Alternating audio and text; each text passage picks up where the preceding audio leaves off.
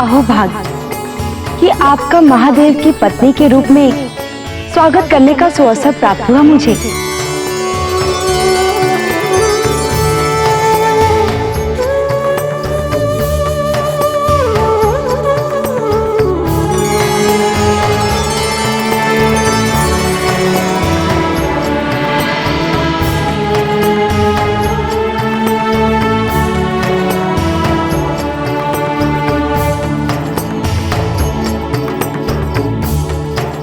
महादेव,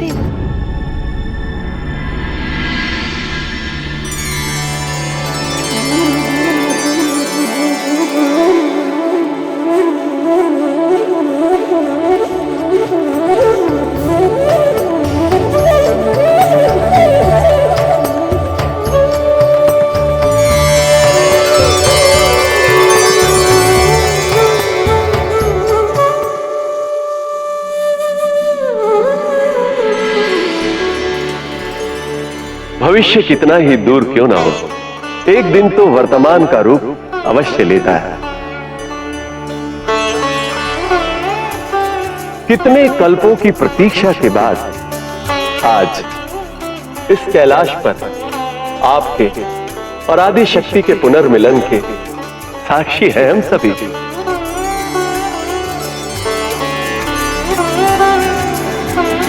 महादेव, आपको ज्ञात होगा, आपसे सभी देवताओं ने विवाह के लिए आग्रह किया था। सारे संसार के हित को ध्यान में रखते हुए आपने उस आग्रह को स्वीकार कर ही लिया। महादेव, विवाह को पूर्णता तक पहुंचाना गृहस्थ का धर्म होता है। सारा संसार आपसे पुत्र रत्न की अपेक्षा रखते हुए इस शुभ समाचार को सुनने के लिए अधीर है।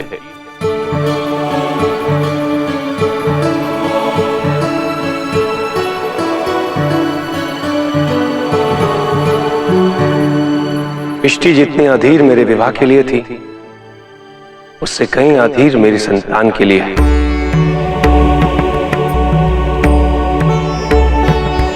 मैं इस बात को पूर्णतः समझता हूं, परंतु सती अभी इस योग्य नहीं है। मैं सती को इस योग्य बनाने का प्रयास अवश्य करूंगा। तत्पश्चात ही मेरा आदिशक्ति से मिलन संभव होगा। प्रस्थान के लिए हमें आज्ञा दे महादेव।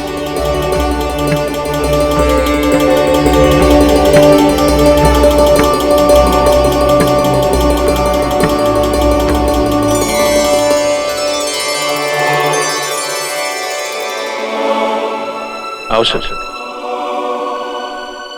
कैलाश का भ्रमण करता हूं।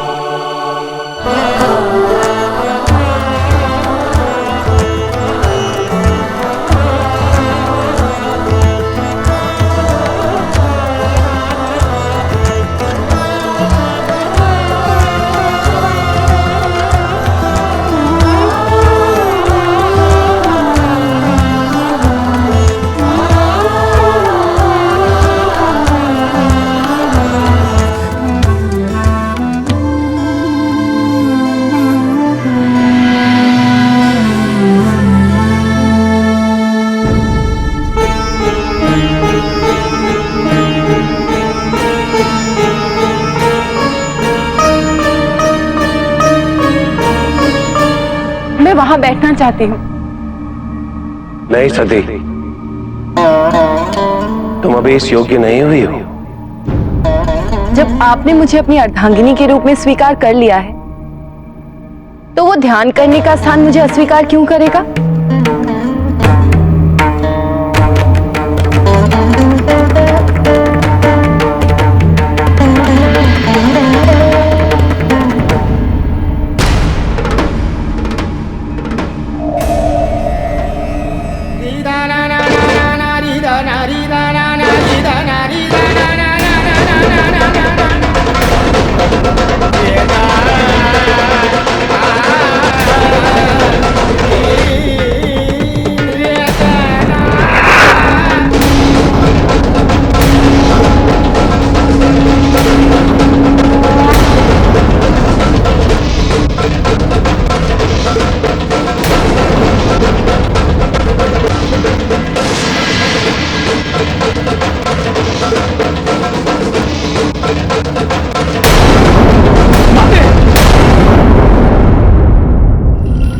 कैसी विपत्ति की घड़ी है महर्षि भृगु। एक ओर महादेव और सती का मिलन होने जा रहा है और वहीं दूसरी ओर देवताओं और असुरों के बीच महासंग्राम छिड़ने की पूरी संभावना बन चुकी है।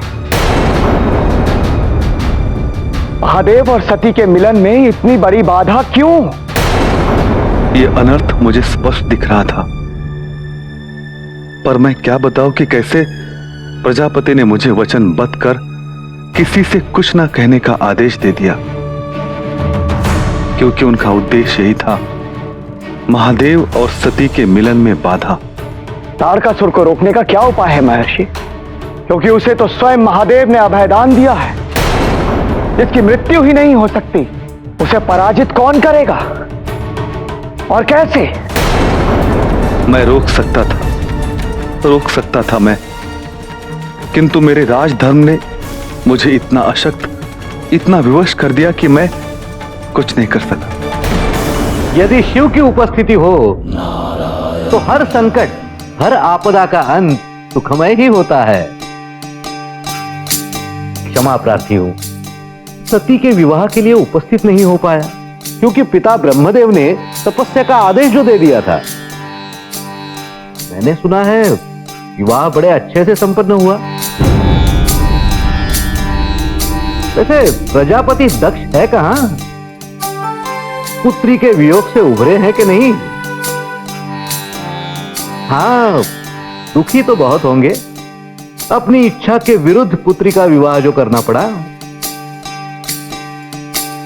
परंतु प्रजापति को प्रसन्न होना चाहिए, क्योंकि महादेव ने उनका जामाता बनकर प्रजापति की प्रतिष्ठा जो बढ़ाई है।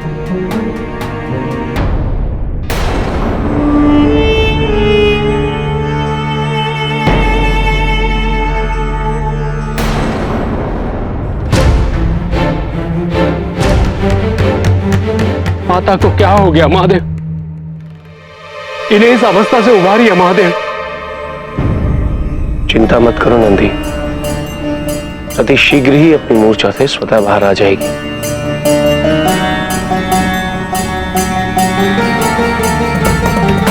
वही हुआ जिसका मुझे भय था। तुम अपने ही रूप के तेज को सहन नहीं कर पाई। मैंने कहा था तुम अभी अयोग्य हो, किंतु किसी ने मेरी ना सुनी। माता के अयोग्य होने पर भी नियति ने आप दोनों को मिलवाया प्रभु। इसका यही अर्थ है कि माता आपके योग्य अवश्य बन जाएगी। और प्रभु आप प्रयत्न करेंगे तो क्यों नहीं? प्रभु क्या आप अपने विशेष शक्तियों में से कुछ अंश माता में प्रवाहित नहीं कर सकते?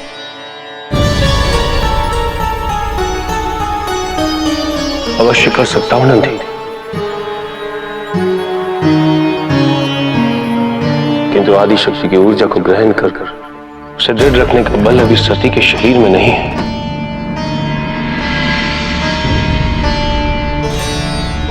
सर्वप्रथम मुझे योग विद्या द्वारा सती के शरीर को सक्षम करना होगा। तत्पश्चात ही सती का शरीर आदि शक्ति के प्रवाह को सहन करने योग्य हो जाएगा। आपके प्रयास को सफलता अवश्य मिलेगी,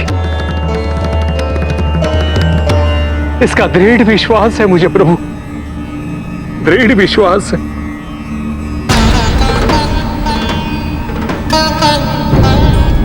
स्वामी, सती कितनी भाग्यशाली है ना, जो स्वयं योगेश्वर से योग विद्या की शिक्षा प्राप्त करेंगी। हाँ, और आनंद का वो चरम उत्कर्ष उस समय होगा जब योग विद्या द्वारा सती को अपने आदि शक्ति होने का आत्मबोध होगा।